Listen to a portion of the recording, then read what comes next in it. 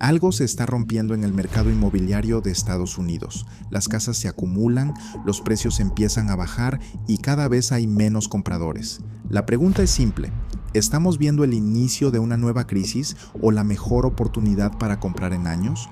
Hoy veremos los datos que casi nadie quiere mostrar.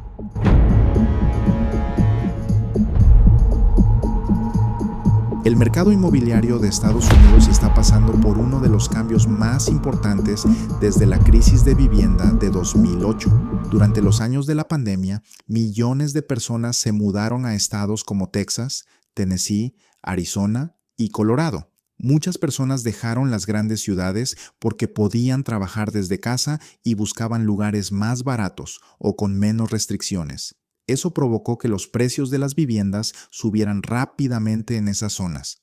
Pero ahora la situación está cambiando. En muchos de esos estados, cada vez hay más casas en venta y menos compradores interesados. Como resultado, el inventario de viviendas ha aumentado a niveles que no se veían desde hace más de 10 años. En otras palabras, hay muchas más casas disponibles y menos personas compitiendo por comprarlas.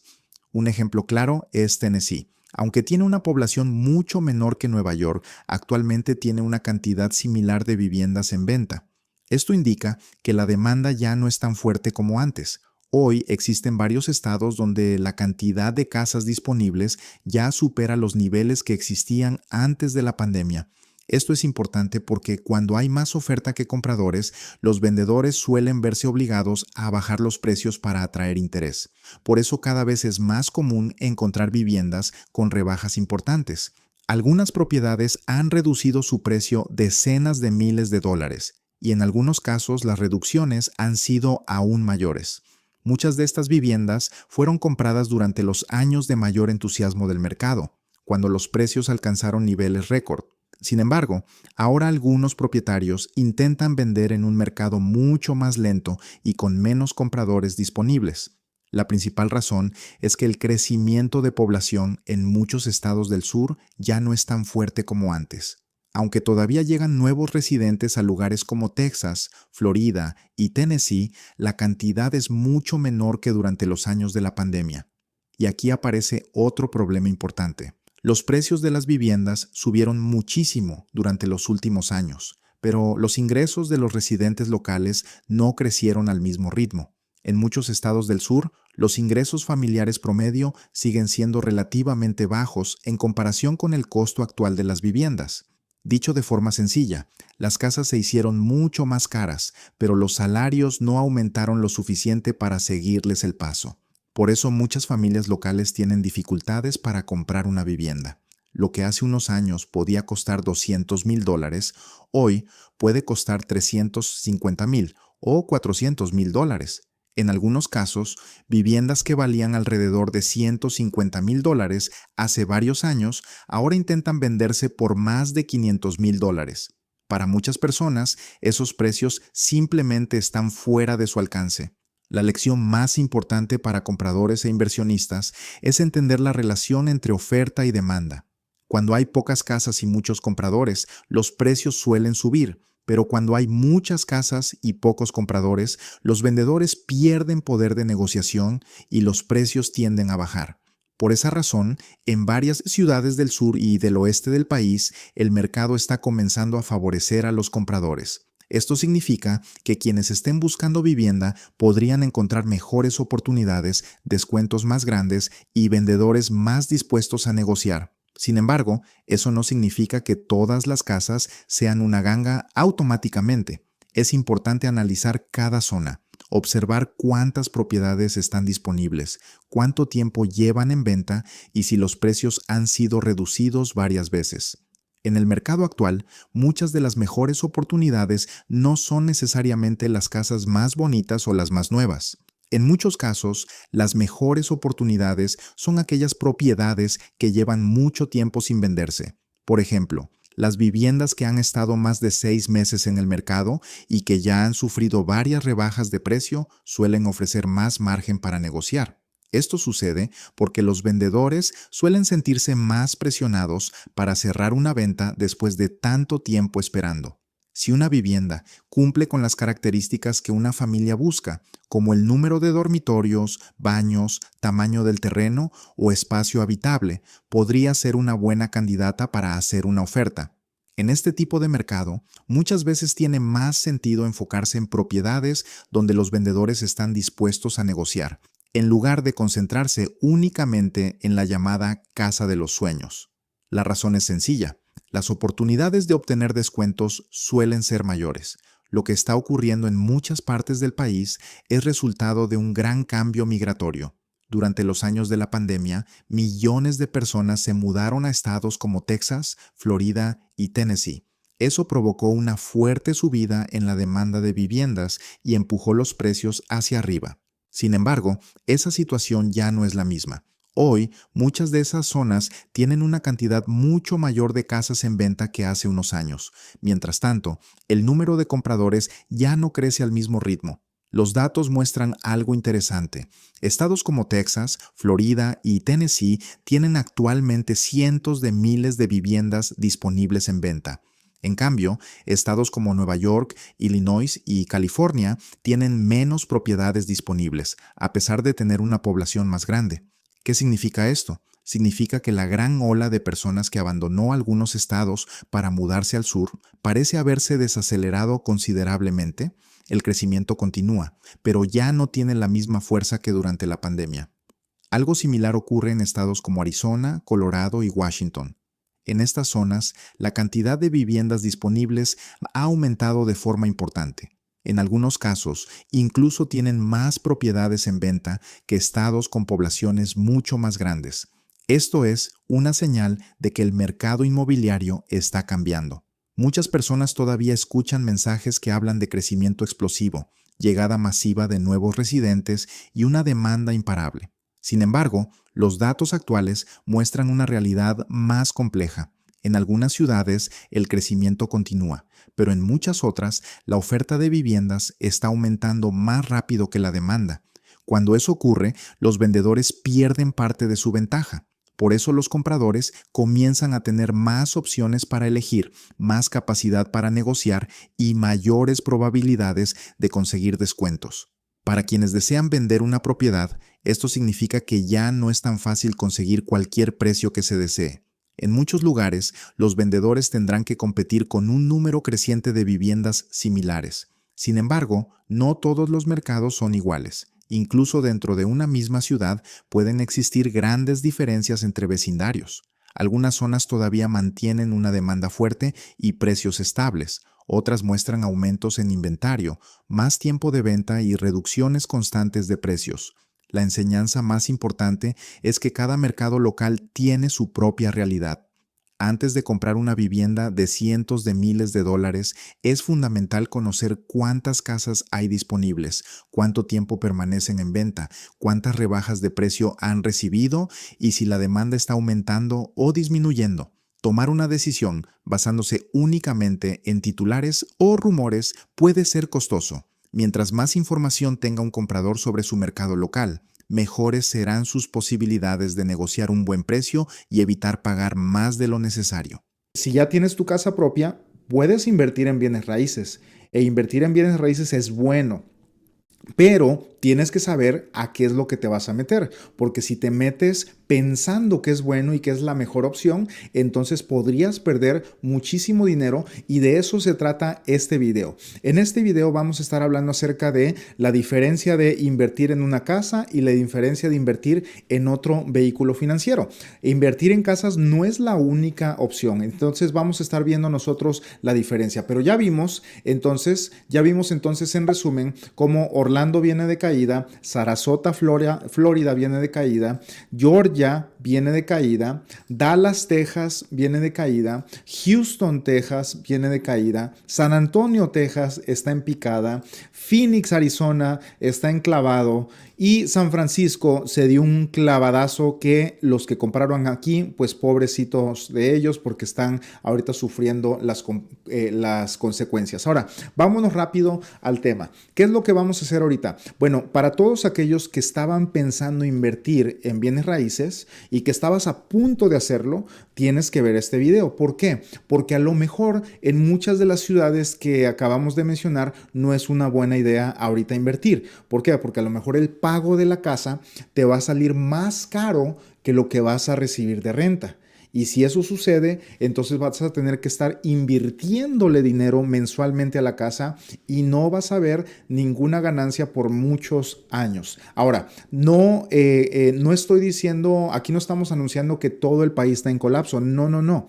Eso normalmente solamente sucede cuando hay un colapso nacional, pero las ciudades que acabo de mencionar son unas de las ciudades del sur que están en colapsos. Hay muchas ciudades que están avanzando. Boston, Massachusetts, Nueva York está avanzando, Chicago está subiendo de precios, Los Ángeles, California están subiendo de precios, San Diego, obviamente. Entonces hay muchas ciudades que están subiendo de precio. No todo está en colapso, pero las que acabo de mencionar son un ejemplo. Ahora, vamos a ver una comparación de un ahorro con interés compuesto a invertir una casa. ¿Por qué? Porque a ti te gusta mucho la idea de invertir en una casa, pero vamos a conocer nosotros los números. Muy bien, entonces, una inversión en una casa, vamos a ver los gastos totales en 30 años y vamos a compararlo con una casa de $250,000 y vamos a compararlo con un propio ahorro en otro vehículo financiero, en otro tipo de ahorro donde tu dinero también va a crecer. Muy bien, entonces vamos a iniciar. ¿Qué es lo que sucede? Si tú quieres comprar una casa de $250,000, entonces necesitas aproximadamente un 20% de enganche, que vienen siendo $50,000. Ahora, esos $50,000 no tan solo necesitas tú $50,000, sino que también tenemos aquí la columna del tiempo, el tiempo que tú le inviertes a este negocio. ¿Por qué? Porque es un negocio. Esto no es comprar una casa, y ponme atención en esto. Comprar una casa para rentarla no es una inversión. Bueno, si lo quieres ver así, puedes decir que es una inversión, pero no, simplemente estás poniéndote a trabajar con tu dinero. Una inversión es un lugar donde tú vas, depositas el dinero, te volteas y te olvidas de eso. Esa es una inversión que crece solito. Pero cuando tú le metes el dinero y tú te pones a trabajar con ese dinero, entonces tú estás trabajando tu dinero.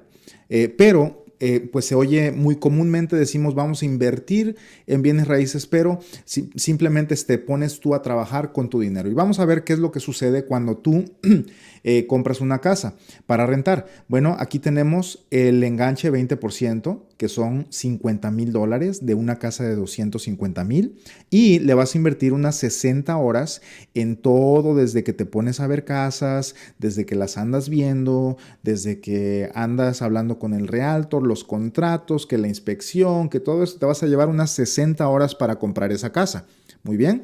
Y lo vamos a comparar con el ahorro. Entonces tenemos el tiempo, tenemos aquí la casa y tenemos aquí el ahorro con interés compuesto del que voy a hablar. Muy bien. Ahora, ¿qué más necesitas? Necesitas pagar los gastos de cierre. Los gastos de cierre, sucede esto, los puedes tú envolver en el precio de la casa y el precio te va a subir, los puedes negociar con el dueño, pero si tú tienes para los gastos de cierre, pues es mejor porque puedes entonces bajar el precio de la casa. Básicamente los gastos de cierre se pueden envolver ahí en el precio de la casa, pero aquí los puse. Los gastos de cierre en una casa de inversión son aproximadamente 3.5%. Aquí está. Y pues ahí no le puse que vas a invertir tiempo porque ya puse las 60 horas que vas a invertir en comprar esa casa. Ahora, vamos a ver qué es lo que sigue. Tenemos también, ya que compras la casa, tenemos los cargos de listado por 30 meses. ¿Qué significa eso? De que tú vas a comprar la casa. Después que la compras, tú necesitas ponerla en renta. Ahora, el error que cometen muchas personas es de que ellos solos quieren rentar las casas ¿Y qué es lo que sucede?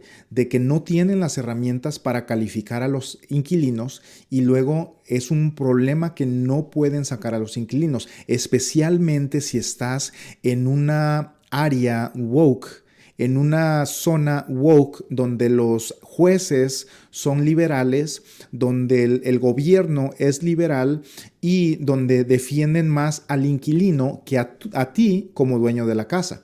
Entonces, normalmente tú comprarías la casa y se la darías a un realtor o a una compañía que maneja casas de renta para que ellos la pongan en renta y te consigan un buen inquilino. Y eso sería la manera más segura de hacerlo. Ahora, para hacer eso, pues tienes que pagar aproximadamente en los 30 años, vamos a hacer cuentas por 30 años. En los 30 años tienes que pagar aproximadamente 30 meses de listado. O sea que ellos te van a cobrar el primer mes y normalmente vas a tener un inquilino cada año y, o sea, unos van a durar a lo mejor 2 años, 3 años, pero otros nada más van a durar 6 meses. Y más aparte, ahorita vamos a ver los problemas que normalmente hay en promedio. Ahora, vamos a ver qué es lo que sigue. Meses no rentado. Entonces, a ver, aquí en los cargos de listado te vas a gastar aproximadamente 180 horas.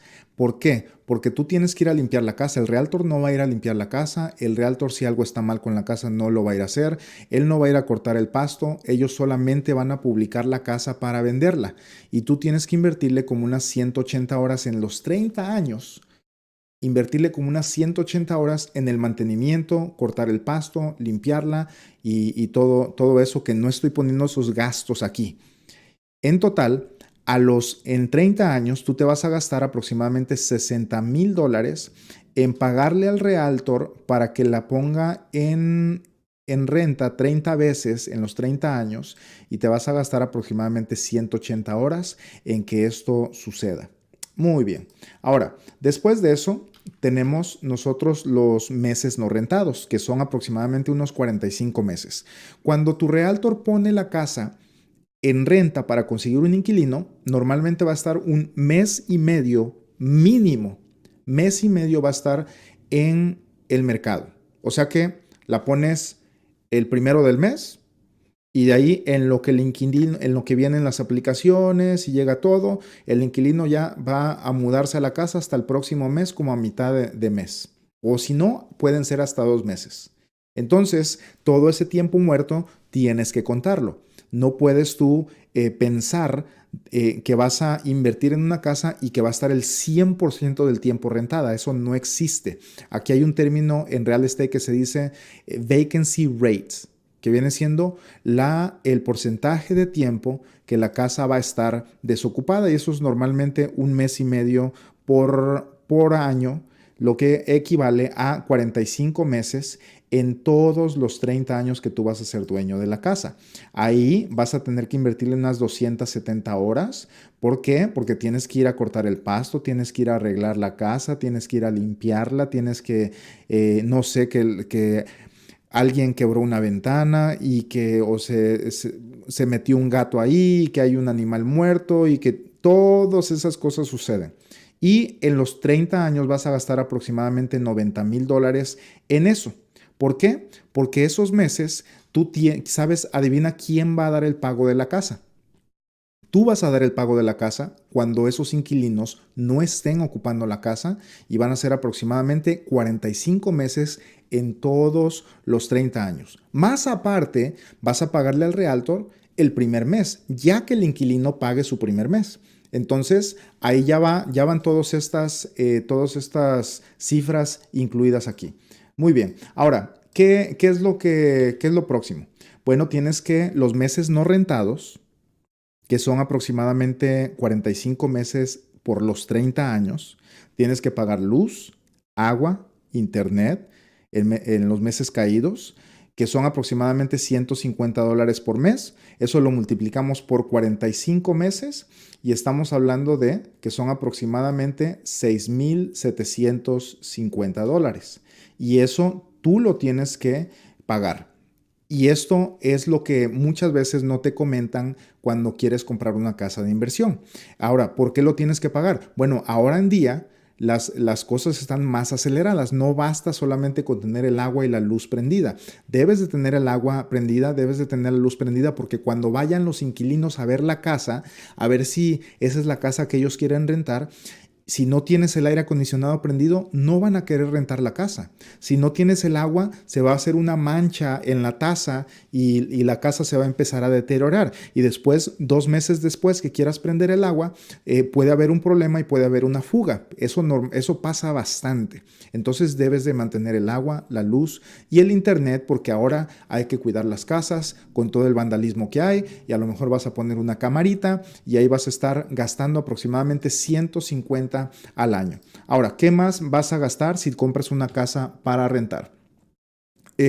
Si durante los 30 años, esto es algo que nadie te lo va a decir más que yo, vas a tener aproximadamente 3 evicciones en los 30 años.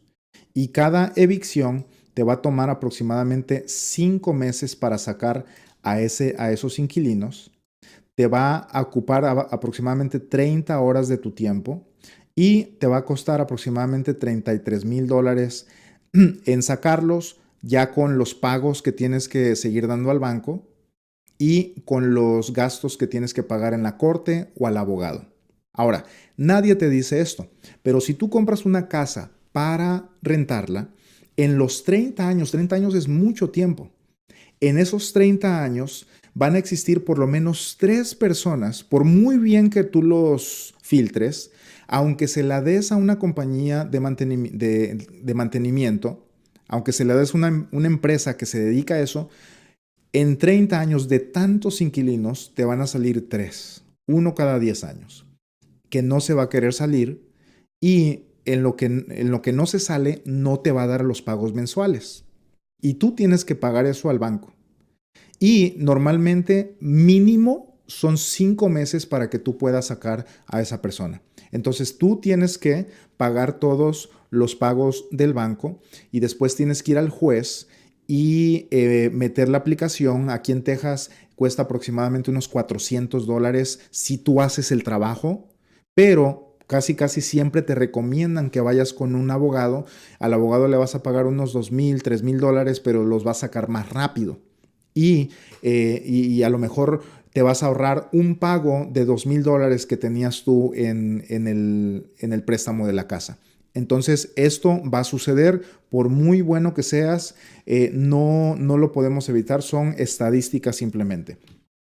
Ahora, ¿cuántas horas totales de trabajo vas a gastar? Bueno, aquí ya tenemos el total de horas que tú le vas a invertir a esa inversión para tener una casa de renta. Y otra vez te lo digo, no estoy aquí hablando yo de que comprar una casa para rentar es malo. No. Es una muy buena estrategia y muchas personas tienen, les va muy bien. A final de cuentas vas a ganar.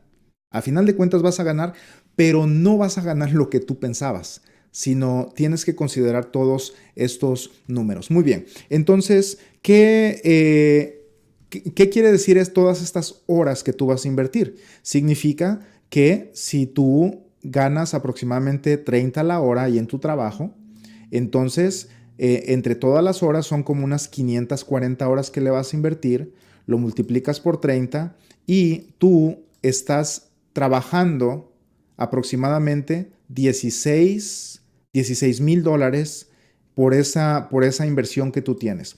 O sea que tú debes de considerar tu tiempo, porque tu tiempo es valioso, tú vales dinero. Por eso cuando vas a trabajar, te pagan por hora y te dan un sueldo.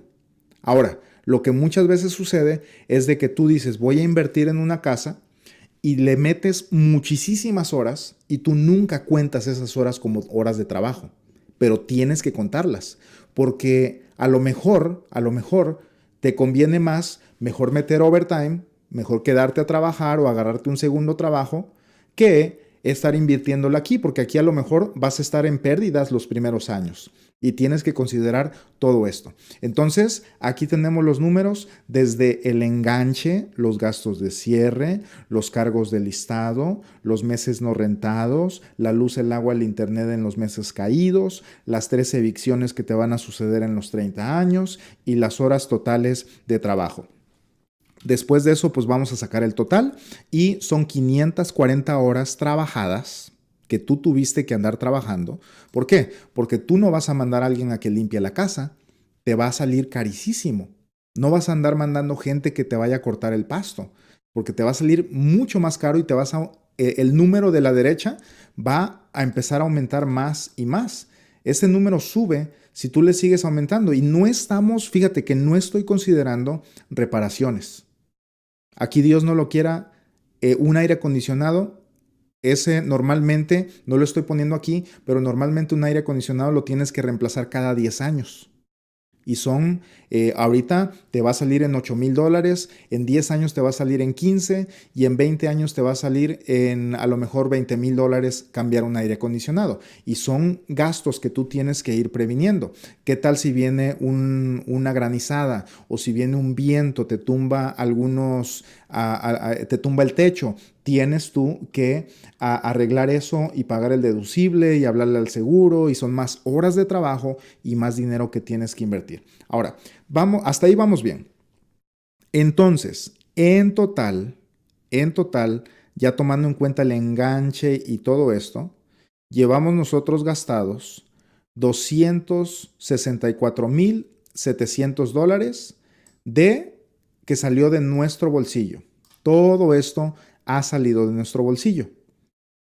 Y ahora, ¿qué es lo que sucede normalmente? Que el que te está vendiendo la casa, el realtor o el que te está invitando a invertir y a rentar casas, pues no te lo está comentando porque nadie piensa al futuro. Lo único que estamos viendo ahorita es cuánto está el pago y en cuánto la voy a rentar. Pero todos los demás gastos nadie te los está diciendo. Entonces tienes que considerarlos. Ya cuando en los 30 años, con una casa de 250,000, te va a salir, tú vas a desembolsar de tu bolsa aproximadamente 264,000. Eso es lo que va a salir de tu bolsa. Y lo que paga el inquilino, entonces ya eso es para pagar los otros meses de renta y para pagar las reparaciones. Porque algunos dicen, no, es que cada año le voy a subir la renta al inquilino. Bueno, lo único que puede subirle es el grado de inflación, como va el mercado, que es aproximadamente 3.5%. Eso es en promedio lo que tú puedes subirle de renta a los inquilinos. De otra manera, entonces si les cobras mucho, se te van a ir. Y con un inquilino que se te vaya, mira, se va a crear otro problema porque vas a perder un mes, 2 meses en lo que la rentas otra vez. Entonces, realísticamente, una casa para rentar, esto es lo que vas a desembolsar de tu cuenta de banco, de tu trabajo. Esto es lo que vas a desembolsar realísticamente. Ahora, vamos a ver qué es lo que podrías tú hacer con esos $264,000 en otro lugar. Y aquí es donde viene la comparación. Mira, tenemos la comparación de una inversión en una casa y tenemos la comparación con un ahorro propio en otro lugar. Pues vamos a ver cómo funcionaría cada una de las dos. Vamos a irnos uno por uno. La inversión inicial. Bueno, aquí tenemos la inversión inicial y vamos también, algo que necesitamos muy importante es la edad. La edad de la persona. Vamos a suponer que tienes 35 años y apenas estás lleno de vida, tienes niños chiquitos, tienes a tu esposa, ya vives en tu propia casa y tú tienes un buen trabajo y dices, quiero invertir en bienes raíces. Entonces, vamos a darle y vamos a ver cuál es la diferencia. Entonces, la inversión inicial.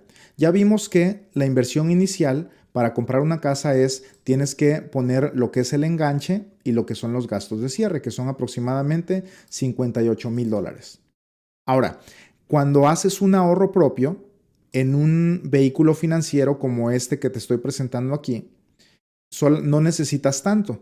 Con $36,000 nos van a dar los mismos números al final de los 30 años. Entonces, el objetivo aquí es... Ya vimos que a una casa de 250,000 vas a desembolsar aproximadamente 264,000. ¿Qué pasaría si esos 264,000 que desembolsaste allá los pones aquí en un ahorro donde no tienes que hacer nada?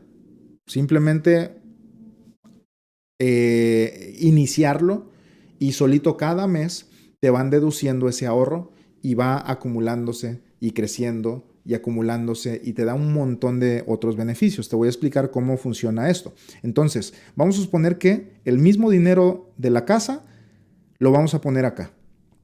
Ok, entonces, ¿cómo se ve esto? Mira, aquí se ve, está la pantalla de la ilustración de una póliza, de un ahorro como este que te estoy diciendo, y ponemos ahí los $36,000 el primer año. ¿Ok? Ahora, después de eso, queremos saber qué protección hay si algo te pasa. ¿Qué significa esto? Bueno, ¿qué pasa si falleces? Porque tenemos que hablar de eso. ¿Qué pasa si compras la casa de inversión y a la semana te da un ataque al corazón porque tu realtor no te dijo que ibas a gastar un montón de dinero en otras cosas y falleces? ¿Qué es lo que pasa con tu familia? Bueno, ellos los vas a dejar en un problemón porque ellos no saben cómo manejar la casa. Y es muy probable que dejen la casa perder. Y de aquí es donde salen todos los foreclosures. La mayoría de los foreclosures son padres que, no la mayoría, pero muchos de los foreclosures son padres que fallecieron y sus hijos no sabían qué hacer con las propiedades o no les importaba. Tú estás muy emocionado por comprar una casa para rentar, pero pregúntale a tu hijo si está emocionado. A él no le importa, él lo único que quiere estar es jugando videojuegos ahorita.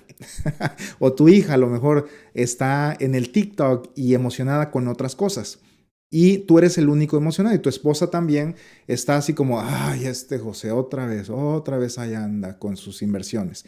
Y tú eres el único que te interesa. Entonces, ¿qué pasa si falleces? Es muy probable que tu familia va a echar a perder esa inversión porque no la van a poder manejar. Y si no la pueden manejar, pueden perder todo. Pueden básicamente echar a perder esos 58,000 que tú ya habías invertido. Ahora, ¿qué pasa aquí en el ahorro propio? El ahorro propio tiene una protección. Este ahorro te da también un seguro de vida. O sea que tú empiezas a ahorrar y aquí tengo el ejemplo de 36,000 para compararlo con los mismos números de una casa. Pero estos ahorros tú los puedes iniciar con 200 al mes, 500 al mes, 1,000 al mes. No tienes que dar un down payment, no tienes que dar un enganche. Tú los inicias con el ahorro mensual, 200, 300, 500, 1,000, 2,000 al mes, lo que tú puedas ahorrar. Y inmediatamente, desde ese mismo día que te sacan el primer ahorro, ahí ya te dan también un seguro de vida, que si falleces o algo, en este ejemplo de aquí, con un hombre de 35 años que empieza a hacer la misma inversión acá, le darían $635,000 a la familia. ¿Y qué te parecería esto? O sea que tú compras una casa, tienes una niña de 6 años, de 10 años, y luego falleces y tu esposa no sabe qué hacer con la casa y pierden todo el dinero. ¿Qué te gustaría más? ¿Meter a tu familia en problemas con esa casa de renta que compraste? ¿O que tengan un beneficio desde el día 1 y si algo te pasa, que les llegue esa cantidad a sus manos? Y ya con eso, tu hija puede ir a la universidad, tu hijo puede estudiar, puede graduarse de la universidad y van a ser personas provechosas. ¿Por qué? Porque si los dejas con problemas, va a suceder esto. Vas a dejar a tu niña de 10 años con problemas, dolida de su corazón de que su papi, su héroe, su Superman ya no está con ella. Y más aparte la dejaste pobre y con problemas. Tu hija, ¿tú crees que va a ir a la universidad? ¿Con qué dinero va a ir a la universidad? Y va a andar quebrantada de su corazón y pobre. ¿Y qué es lo que sucede normalmente? Hay muchos patanes allá afuera que se andan aprovechando de la debilidad de las muchachas que quedan en esa situación. Entonces, por un lado, puedes dejarlos sin protección y por el otro lado puedes dejarlos con esa protección. Muy bien. ¿Qué pasa? Eso apenas vamos empezando. Ahora vamos con la otra línea. Bueno, ¿dónde sale esto del beneficio de muerte? Si algo te sucede aquí, aquí está, mira. Y esta es una ilustración real que yo hice para las personas de 35 años que ahorran la misma cantidad que el ejemplo que estoy dando. Ahí está, 635,978 es aproximadamente lo que recibirían la familia. Ese mismo día les dan un cheque completito sin pagar impuestos y no tienen que pagar ni un centavito de impuestos.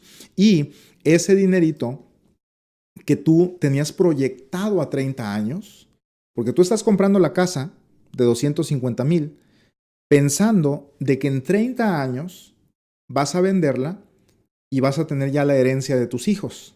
Pero ¿qué crees? La herencia de tus hijos la puedes tener ya, hoy mismo, iniciando algo, un ahorro alternativo que no es una casa. Muy bien. Ahora, vamos a pasar al otro beneficio. Accesibilidad a tu dinero, por ejemplo, en 5 años. En ninguno de los dos vas a tener accesibilidad a tu dinero en los primeros 1 o 2 años. Bueno, en la casa nunca tienes accesibilidad, pero aquí como a los 3 años ya empiezas a tener accesibilidad. ¿Qué significa eso? Supongamos que tú a tu casa le inviertes 58,000. En 5 años, ¿cuánto dinero de estos 58 puedes tú sacar? ¿Sabes cuánto? 0. En 5 años no puedes sacar nada. Tienes que vender la casa y como todavía no tiene equity, no vas a ganar nada, vas a perder porque tienes ahora que pagar comisiones y va a ser algo terrible. O sea que mucha gente se mete con dinero, traen poquito dinero para invertir para una casa, andan muy apretados de dinero. Y lo que sucede es de que en 5 años no pueden vender necesitan dinero urgentemente porque sucedió algo y la casa todavía no tiene el valor suficiente para sacarle. Entonces venden en pérdida y ahí es donde también vienen subastas del banco y casas de foreclosure. Ahora, en 5 años, ¿qué accesibilidad tienes tú si tienes una casa? 0. Si quieres dinero, tienes que vender.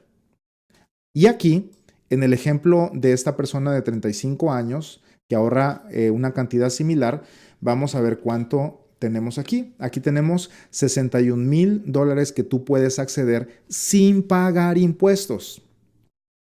Tú simplemente llamas y a los 2 días te depositan hasta el 90% de esto.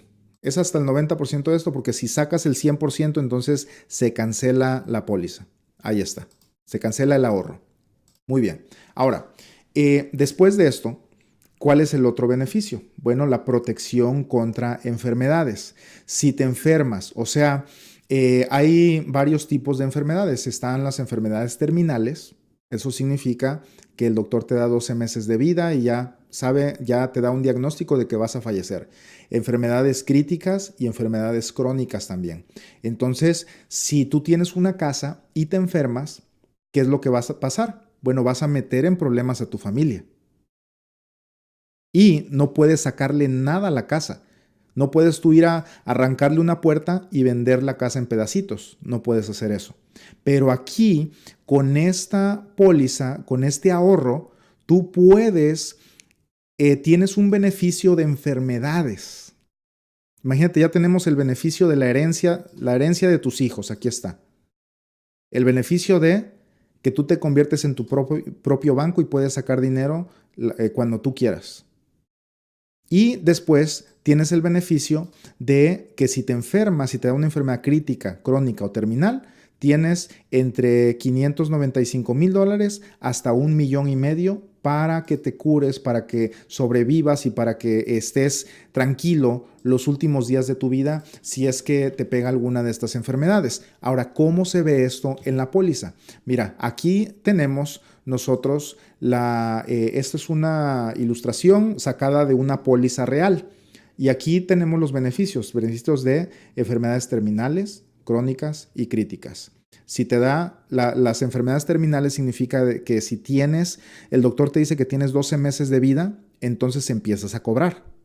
Si tienes una enfermedad crónica como artritis, diabetes, que se empieza a empeorar y no puedes hacer 2 de las actividades diarias que incluyen no puedes bañarte, no puedes tener continencia, o sea, usas pañal, no puedes vestirte, no puedes comer, no puedes ir a la taza, no puedes transferirte. Si cualquiera de esas 2 que tengas 2 de esas, entonces empiezas a cobrar. Pero si te da una enfermedad crítica, como SIDA, como anemia, te quedas ciego o te da cáncer o te da cualquiera de estas enfermedades, ataque al corazón, una parálisis, una embolia, te da cualquiera de estas enfermedades, tú empiezas a cobrar. Ahora, ¿cuánto empiezas a cobrar? Bueno, si es una enfermedad crónica, aquí están los números. A los 37 años, este beneficio empieza a los 2 años después de que tú abres el ahorro. A los 37 años, cobrarías hasta 154,000. A los 63, cobrarías aproximadamente 283,000. A los 90, sería aproximadamente 698,000 y te los van a distribuir de acuerdo a tu expectativa de vida, a tu esperanza de vida, o sea, cuántos años te quedan por vivir. Y el resto se lo van a dar a tu familia. El resto se lo queda tus beneficiarios, tu hija, tu hijo, por los que tanto, por las personas que tú amas, para que ellos se queden bien tranquilos sin problemas económicos. Ahora, si te pega una enfermedad crítica, entonces aquí a los 37 años, 2 años después de que abres el ahorro, te darían máximo hasta 579, a los 63 te darían hasta 1,000,000, a los 90 te darían hasta 1,500,000 y aquí te lo van a, así es como ellos te lo van a distribuir, dependiendo la expectativa, la esperanza de vida, y el resto se lo dan a tu familia para que tu hija termine la universidad y pueda hacer su vida y no venga un patán a querer aprovecharse de ella y a querer aprovecharse de la debilidad, del dolor de que tú ya no estás. Ahora, si son enfermedades terminales, ahí están los beneficios. Una enfermedad terminal, o sea, el doctor te dice que te quedan 12 meses de vida, entonces puedes tú cobrar hasta pues toda la póliza. Básicamente puedes cobrar toda la póliza, pero si en la póliza ya acumulaste mucho dinero, como aquí, esta persona de 35, si llega a los 90 años va a tener millones. Cobra 1,500,000 y le queda 1,400,000 para su familia. Imagínate cómo puedes tú cambiar la vida de tu familia. Y este ahorro que lo estoy comparando con una casa, mira, con los dos, con la casa o con este tipo de ahorro, tú vas a dejar muy bien a tu familia. Pero imagínate, si todos tuviéramos un ahorro como estos, todos los hispanos, pasaríamos de ser la clase pobre de Estados Unidos, porque los hispanos lamentablemente somos la clase más pobre de los Estados Unidos, somos los que ganamos 20,000, 25,000, 30,000 dólares, pasaríamos de ser los más pobres a los ricos de Estados Unidos. Automáticamente, si todos los hispanos hiciéramos esto, llevaríamos a la raza hispana de la pobreza a la riqueza en una generación. En una generación podemos hacer esto, en 40 años. Una generación se mide, bueno, en la Biblia dice que una generación son 40 años, entonces así es como lo estoy midiendo. Ahora, vamos a pasar a más beneficios, porque aquí no se acaba esto. Vamos a ver qué es lo que pasaría con nuestra inversión en los 30 años. En los 30 años, nosotros en la casa, como ya te dije, vamos a invertirle de nuestro bolsillo aproximadamente 265,000 y aquí en este ahorro la misma cantidad, 265,000. ¿Por qué? Porque en este ahorro pues vamos nosotros ahorrando mensual y en la casa vamos nosotros gastando conforme van saliendo los problemas. O sea, tú compras una casa de renta, tu realtor no te dijo, pero van a salir 1,000,000 de problemas y cada vez que sale un problema tienes que desembolsar y estás desembolsando y más y más y más y más. Entonces, en lugar de estar con esos ataques de pánico de que, ay, ya nomás estás esperando la mala noticia, qué es lo que le pasó a la casa, qué le pasó al inquilino, ya se me salió, ya es fin de mes y ya es primero, ya es segundo, tercero, ya es el quinto día del mes y no recibo la renta y estás tú con esos nervios y ese dolor en tu corazón. Todo eso lo puedes eliminar y simplemente que te saquen el ahorro mensualmente de tu cuenta de banco. Entonces, en los dos invertimos o metimos la misma cantidad. Pusimos a trabajar la misma cantidad. Ahora, ¿qué pasa? ¿Cómo se ve aquí en la póliza? Mira, aquí están Con este ejemplo, a los 30 años ya le pusimos $262,000, que es muy similar a lo que le invertimos a la casa. Ahora, ¿qué pasa con las ganancias totales en papel? ¿Cuánto tenemos después de los 30 años? Bueno, existe una ganancia que se llama la ganancia en papel. Eso significa que es simplemente lo que vale nuestra alcancía o lo que vale nuestra inversión o nuestro ahorro. Pero es muy diferente, las ganancias en papel son muy diferentes a las ganancias ya realizadas. La ganancia realizada es ya cuando tienes el dinero en la bolsa. Entonces, en una casa que ahorita la compras por $250,000, en 30 años va a valer aproximadamente $701,000. Ahora, ¿cómo saqué este número? Pues lo saqué con la inflación. Porque las casas son el mejor termómetro para medir la inflación. Las casas van midiendo la inflación y si tú ves las ganancias que han tenido las casas a través de los años, es la misma ganancia que ha tenido la inflación, exactamente alrededor del 3.5%. Entonces, una casa que hace 30 años costaba $250,000, ahorita cuesta $701,000 y ahí está tu ganancia en papel. ¿Y cuánto tienes aquí en la póliza? Aquí tienes un poquito menos, pero ahorita te vas a impactar de lo que vas a ver aquí. Muy bien, entonces aquí tenemos las ganancias en papel y mira, aquí tenemos la ganancia en la póliza. Ese es dinero disponible que tú puedes sacar. Muy bien. Ahora, vamos a ver cuánta accesibilidad tienes tú a los 30 años. Si tú quieres sacarle dinero a estos 701,000 en 30 años, tienes que venderla. Tienes que venderla. Tienes que venderla. Así de fácil. Ahora, mucha gente va a decir, no, es que si llegan los 30 años, sacas una línea de crédito y le sacas dinero. Pero te voy a decir algo. Si tú calificas para que te den una línea de crédito, eso quiere decir que ganas muy bien. Y si ganas muy bien, ¿para qué vas a necesitar dinero? Normalmente lo que sucede todos los días, y yo hablo con gente todos los días, normalmente lo que sucede es, llegan los 30 años y el dueño de la casa dice, necesito dinero, necesito sacarle dinero a la casa. ¿Por qué? Porque no tienen dinero, porque están necesitados de dinero. Entonces van al banco y el banco se da cuenta que no ganan lo suficiente para una línea de crédito. No tienen pruebas de ingresos. Entonces, por esa misma razón de que no tienen dinero y están necesitados, el banco no les va a prestar.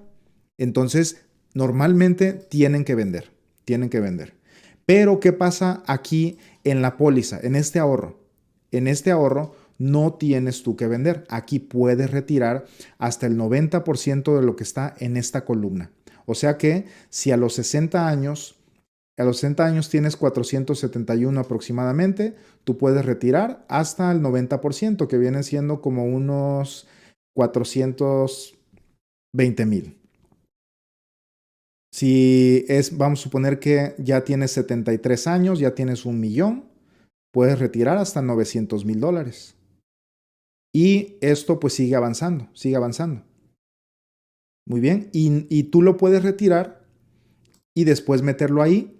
Lo vas a sacar como un préstamo y tú simplemente sigues dando tus ahorros. Aquí seguirías dando tus ahorros que son aproximadamente 6,630 al mes. Ahí está. Muy bien. Ahora, ¿qué pasa ahora cuando los costos para sacar el dinero?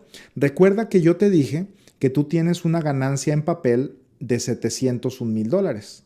Pero si vendes, tú necesitas el dinero y necesitas vender, entonces vas a gastar 10% en las comisiones, gastos de cierre, compañía de título, póliza de título y todos los gastos que tienes tú para vender una casa es aproximadamente el 10%. Más aparte, como es una casa de inversión, el gobierno va a estar ahí en primera línea para quitarte un 20% de esa ganancia.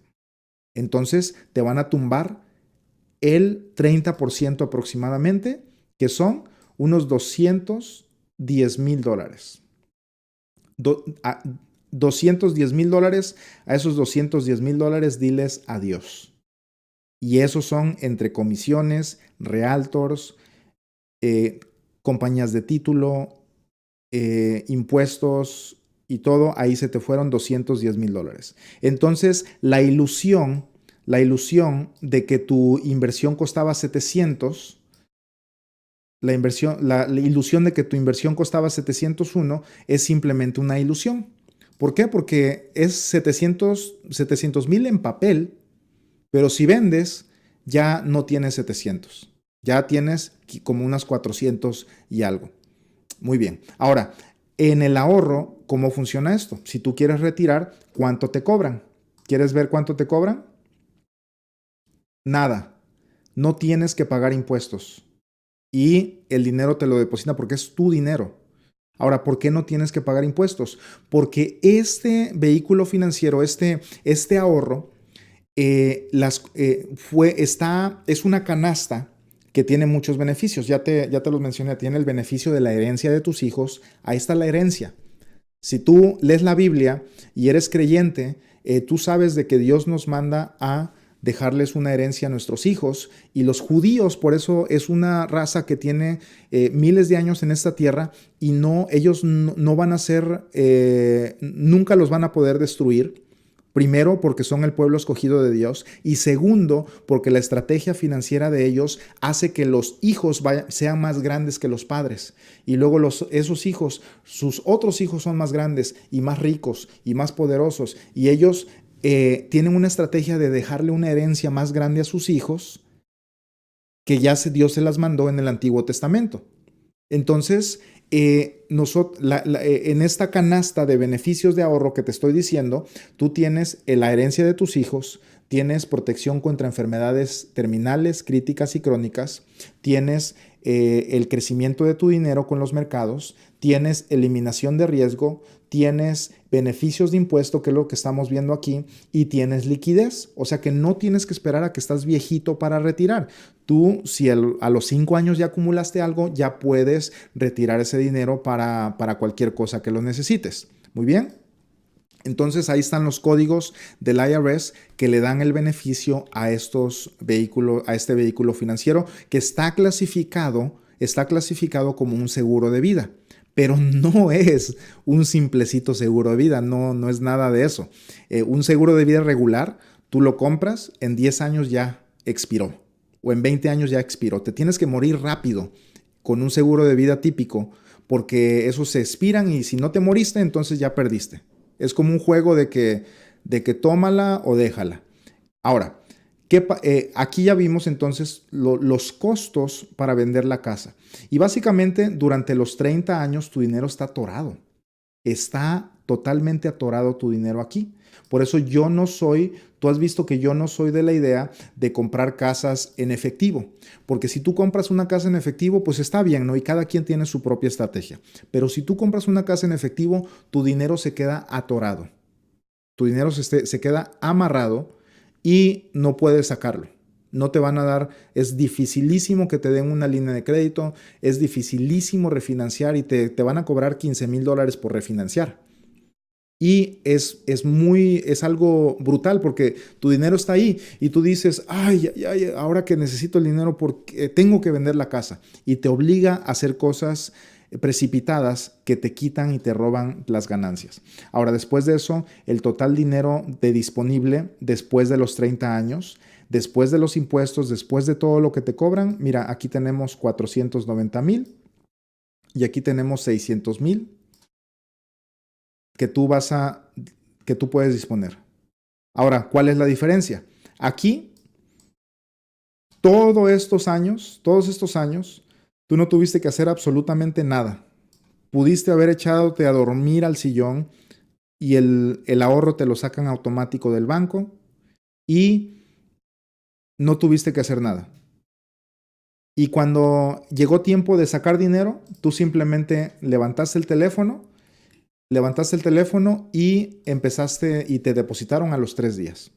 Pero para la casa tuviste que atravesar por un montón de trabajo y un montón de problemas, de corajes, no sé, hasta te enfermaste de esa preocupación, etcétera. Pero también tienes una ganancia, mira, $490,000. Es lo que tú lograste ahorrar en esa casa. Entonces aquí es donde ya está la diferencia y tú puedes tomar una decisión de dónde poner tu dinero a trabajar. Y aquí mira, está un ejemplo a los 30 años, eso es el dinero que puedes sacar en este ejemplo de una persona de 35 años que ahorra lo mismo que ahorraría que invertiría en una casa. Y por último, la herencia para tus hijos y tus nietos. Muy bien, yo le pregunto a la gente, oye, ¿has pensado en la herencia para tus hijos? La mayoría no ha pensado en eso, pero es muy sabio pensar en eso. ¿Por qué? Porque si nosotros hay muchas cosas de la manera que te puedo explicar. Te la puedo explicar desde el punto de vista patriótico. Si tú veniste a Estados Unidos porque Estados Unidos te dio lo que en tu país no te pudieron dar. Y si venimos aquí es para que levantemos al país y lo dejemos mejor que como lo encontramos. Eso significa que si tú dejas a tus hijos más pobre que como tú estás y no les dejas una herencia, entonces estás degradando el país. Eso viéndolo del punto de vista patriótico. Pero si eso no te interesa, entonces vamos a verlo del punto de vista de la herencia, ¿no? Son tus hijos y tú los amas. Ahora, este ahorro y cualquier inversión, si tú no amas a tus hijos, pues no tiene sentido. Y básicamente yo me puse a pensar en esto, que si tú, para lo que estás trabajando, si tú no amas a tus hijos, entonces nada tiene sentido. Porque ¿para qué estás trabajando? Le vas a dejar dinero a unas criaturas que tú engendraste que no los quieres. Entonces como que la vida no tiene sentido si no amas a tus hijos.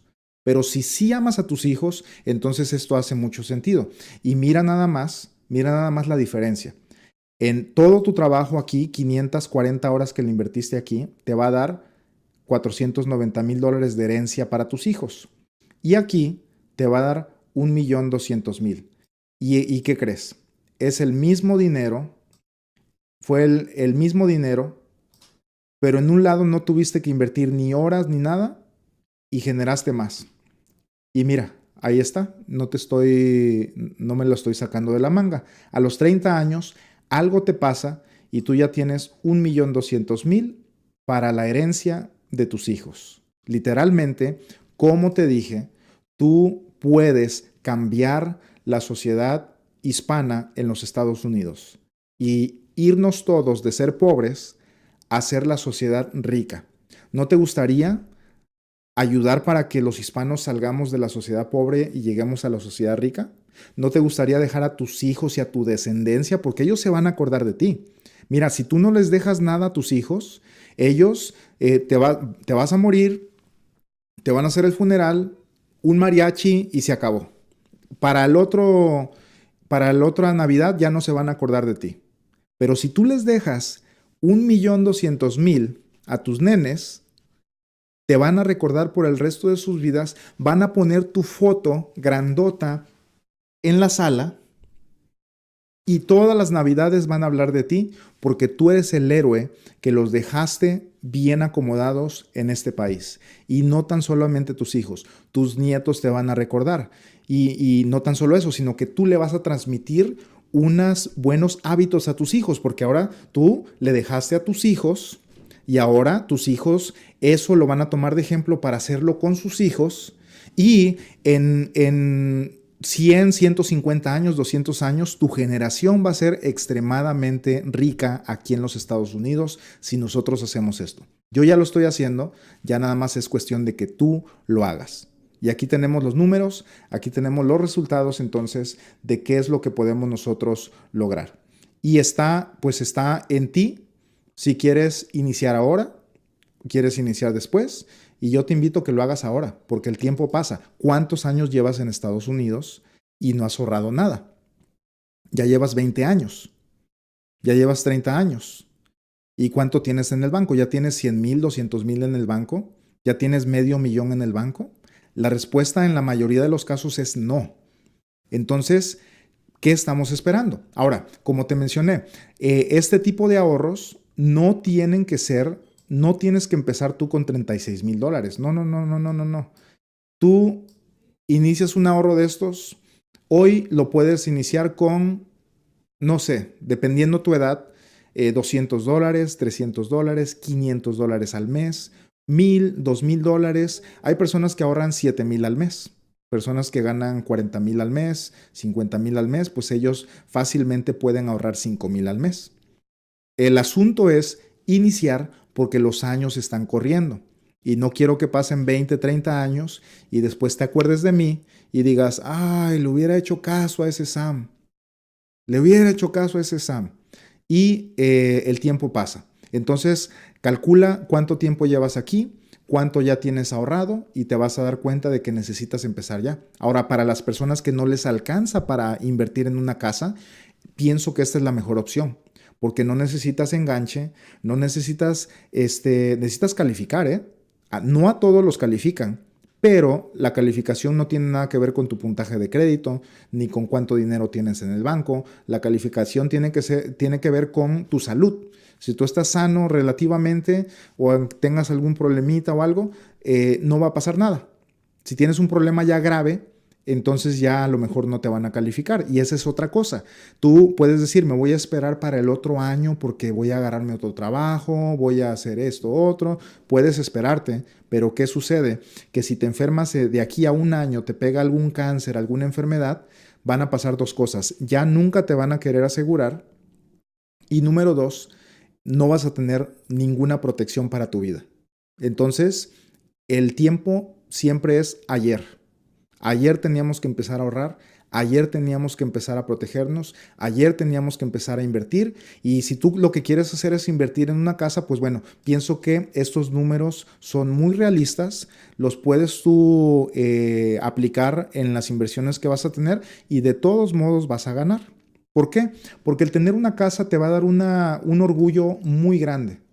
Tú vas a una fiesta un fin de semana y les dices que tienes una casa o dos casas o tres casas de renta y la gente te va a ver con los mejores ojos, te van a ver como el inversionista, te van a ver como el Donald Trump de la familia. Ahora, si tienes un ahorro, pues nadie sabe qué es eso, nadie te va a hacer caso, solamente tú sabes que tienes los millones ahorrados. Entonces, esa podría ser una diferencia, el orgullo de pues presumirlo a la familia, porque sí, una persona que tiene 3, 4, 5 casas se escucha muchísimo mejor a que les digas, no, pues yo tengo un ahorrito ahí en un lugarcito. Nadie le importa un ahorrito, todos quieren ver algo físico, pero no siempre las cosas físicas es lo que nos da más. Entonces, yo te invito a que empieces ya. No dejes pasar otro día y si tú quieres empezar tu ahorro, ve a la descripción del video y de hecho aquí los que están aquí en el chat se los voy a poner aquí para que si quieren iniciar un ahorro como estos, pues lo puedan empezar. Entonces ahí lo tenemos. Pedro Barajas dice, no, Giovanni dice, me has hecho reír. Pondrán tu foto grandota. Suena hasta interesante, está bien la idea. Así es. Van a poner tu foto grandota. ¿Qué pasa si tienes 50 años? Sí se puede. Yo tengo clientes que hasta de 62 ya se ven bien los números. Y los que tienen 70, hasta estoy atendiendo a un cliente ahorita que tiene 79 años. Y todavía podemos armar algo. Obviamente ya no da tiempo de hacer millones, ya no da tiempo. Si tienes 30, de 30 a 40, todavía podemos pegarle al millón. De 20, 30, 40, todavía podemos llegarle al millón para que dejes a tus hijos millonarios. Ya de 40 para arriba, ya empiezan a bajar los números, pero también, si tienes $2,000 para ahorrar, aunque tengas 50, esa cosa va a avanzar muchísimo y vas a acumular bastante y puedes pegarle al millón. Entonces todo depende de tu edad, depende de cuánto puedes tú ahorrar. No nos dicen, nos prohíben que le llamemos inversión. Esto no es una inversión, tampoco es un simple seguro de vida. Esto es un ahorro con beneficios. un ahorro con beneficios. Entonces, familia, muchas gracias por estar aquí. Los voy a dejar con esto y nos vemos hasta la próxima.